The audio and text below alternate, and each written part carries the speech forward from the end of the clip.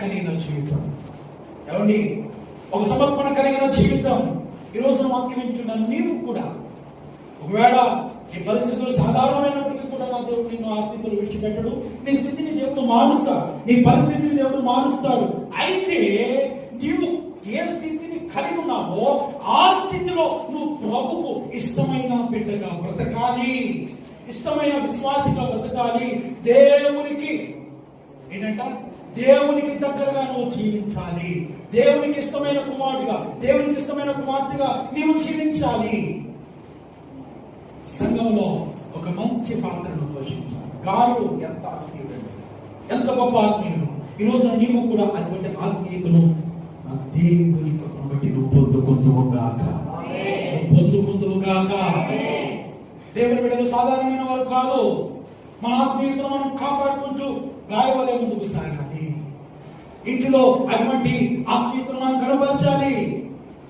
ఈ రోజున చాలా మంది ఆత్మీయతలు ఎదగకపోవడానికి కారణము సత్యము అనుసరించట్లేదు. సత్యము అంటే ఎవరు? యేసు ప్రభు వారు. అనిత్యము జ్ఞాపకం ఉండట్లేదు.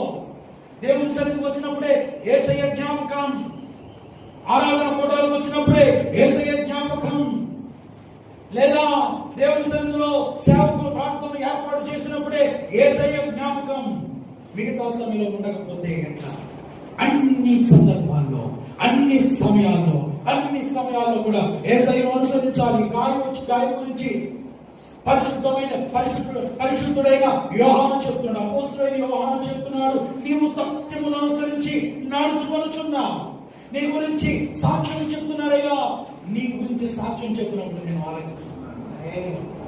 గాయు అంటే వినయం, గుర్తుపెట్టుకోండి.